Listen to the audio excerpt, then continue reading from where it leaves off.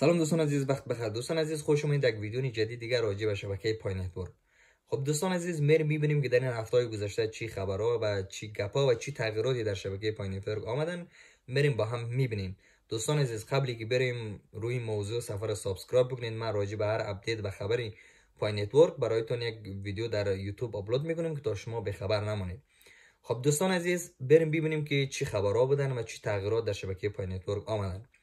دوستان عزیز، چند تا تغییرات آمدن. یکی از تغییرات این بودن که دوستان عزیز، وقتی که ما شما در چت رسمی پای نتورک چت میکنیم، پیام میدیم، سوال میکنیم، اونجا شما اگر بخواید همراه کدام تا از پایونیرها به طور شخصی دوتایی با هم پیام بدید، شما میتونید درخواست پیام به ایشون بدهید. وقتی اون قبول کردن میتونید با هم پیام بدین، اما شما یک مقداری پای نتورک میگیرن. فکر کنم به خاطر این درخواست یا شما 0.21 تا پای نتورک میگیرن. دوستان عزیز، شما بعد میتونید همراه اون فرد دوتایی چت بکنید، سوال چیزی داشتید میتونید از هم دیگر سوال بکنید. و تغییرات دوم دیگه دوستایی بود که میبینیم استخراج پای نتورک دوستان عزیز نسبت در برج قبلی کمتر شدن. در برج قبلی دوستان عزیز ما شما در ساعت 0.0095 تا پای نتورک در ساعت استخراج میکردیم و حالا دوستان عزیز ما شما در ساعت 0.0090 تا پای نتورک استخراج میکنیم. یعنی 5.7% که است دوستان عزیز استخراج پای نتورک از برج قبلی کمتر شد. یعنی ما هر برج هر ماه استخراج پای نتورک کمتر میشه.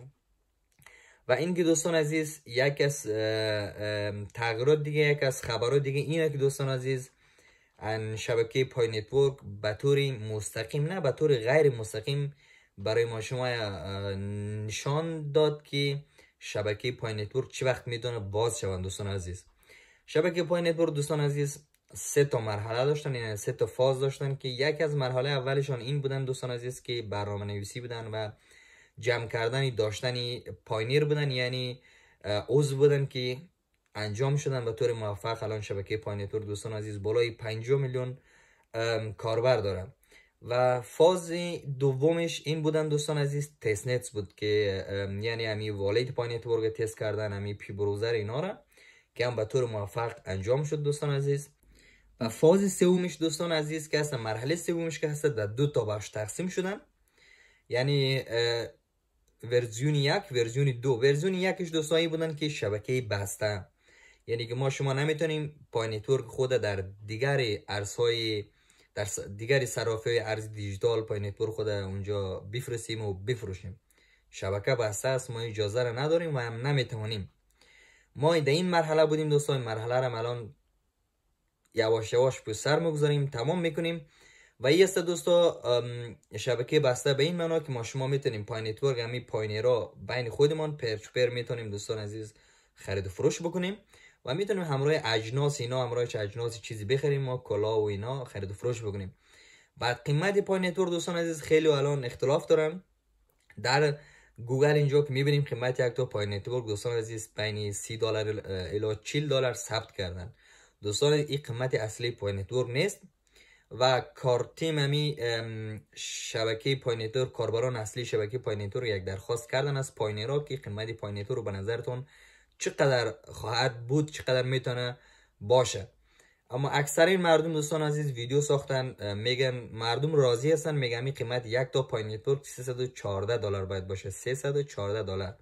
یعنی در کشورهای چین و فیلیپین و اندونزیا اینجا میبینیم در ویدیوهای مختلف در صفحات مجازی مغازهای زیاد هستن، موتورفروشی های زیاد هستن که اینا فعلا پای نتورک، هر پای نتورک $314 میپذیرن، در مقابلش اجناس میفروشن. و این که دیگه فاز امین مرحله دومی از فاز سومش دوستان عزیز که خیلی کم مونده.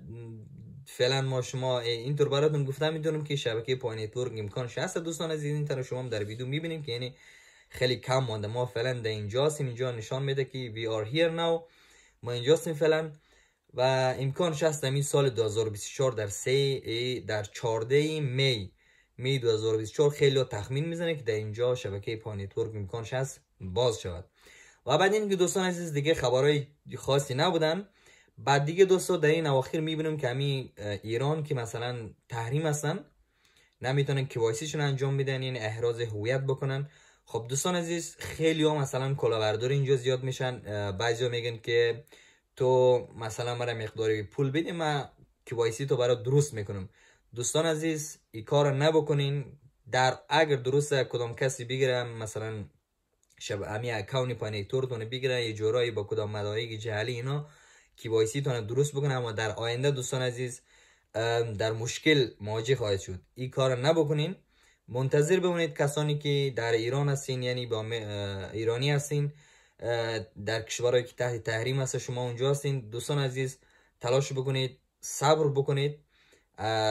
در آینده دوستان این مشکلات رفع خواهد شد. این تو نمیشه که مثلا کشورهایی که تحریم هست اصلا KYC شون نتونه انجام بده. اینجوری نیست دوستا. در آینده مشکلات رفع میشه. همین نگاه کنید، همین حسابی پای نتورکی دارین، ندین دست کدام کسی دیگه که بخواد برای شما KYC دونه درست بکنه. و بعد این که بعضیا هست دوستان عزیز در این اواخر میگه که ما KYC ما تایید شده، کلش تایید شده و مقدار پای نتورکی در والدم داشتم همونجور گم شده رفته به والد کدام کسی دیگه. دوستا امکانش نیست. فقط در زمانی کدام کسی میتونه دسترسی در والدتون داشته باشد که شما رمزتون با اونها در میان بگذارید. این کار کردین دیگه والدتون دیگه در دستتون نیست. این رمز والدتون 24 تا عدد بودن دوستان عزیز. ما در ویدیوی قبلی هم یک ویدیو ساختیم، برین پایین ببینین. نکات مهم راجع در والد. هرگز رمز والدتون به کسی ندین. امو 24 تا عدد است، به هیچ کس نشان ندین. حتی امو کسانی که برایتون میخوایم شما رو کمک بکنه امورای KYC اینا هویتتون اجرای مشخص بکنه، دستشان ندین. اصلا این ویدیوهای آموزشی ببینید، خودتون KYC تون انجام دید. و بعد این که دوستان عزیز خیلی دیگه هستن پیام میده برای من شخصا، هم میگم ما میخوایم می حساب پای نتورک خود بفروشم، اکاونت خودم می کلا حساب خود بفروشم چون من نیاز به پول دارم. دوستان عزیز قبل که شما بخواید کارو بکنید یک چیز یادتون باشه، براتون میگم که هر فرد میتونه یک تا اکاونت، یک تا حساب در شبکه پای نتورک داشته باشه تو کل زندگیش. شما اگه یک تا اکاونت اگه فروختین، KYC را انجام داده بدید، اگه فروختین دیگه شما هرگز نمیتونید در شبکه پای نتورک دومین اکاونت، دومین حساب برای خودتون درست بکنید. نمیتونید. این کارو نکنید.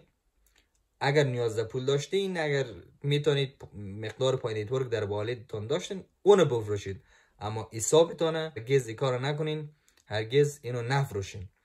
بعد این که دیگه دوستان عزیز ما چیز دیگه براتون پیشنهاد میکنم دوستان عزیز، همین ایز نتورک هستن. ایز نتورک هم شما دوستان میتونید مثل شبکه پای نتورک هست، شما میتونید در گوشیتون این برنامه رو دانلود بکنید و روزانه یک بار وارد این برنامه شین و شروع به استخراج ایز نتورک بکنید. چرا ما برای شما پیشنهاد میکنم دوستان عزیز؟ خوبیش این است که کاربران شبکه ایز نتورک خیلی کم هستن، مقدار استخراجی که شما میکنید خیلی زیاد هستن در ساعتی.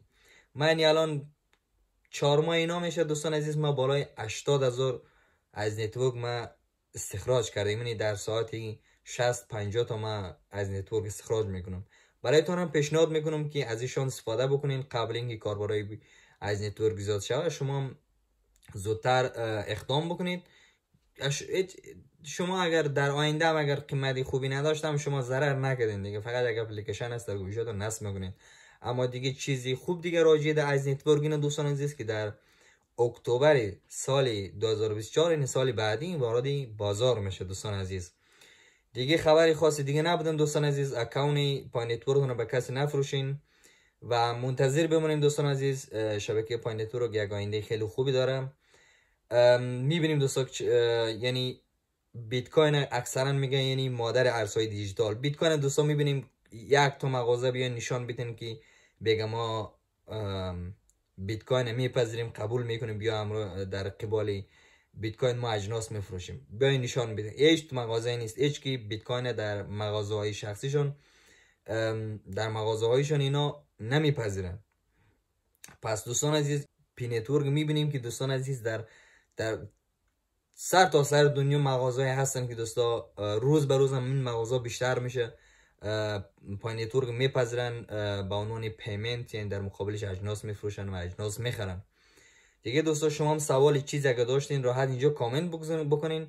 من راجع به سوالاتتون تلاش میکنم جوابتون بیتم دوستان، جواب درست و معلوماتی که داشتم برایتون ارائه میکنم. فعلا وقتتون بخیر.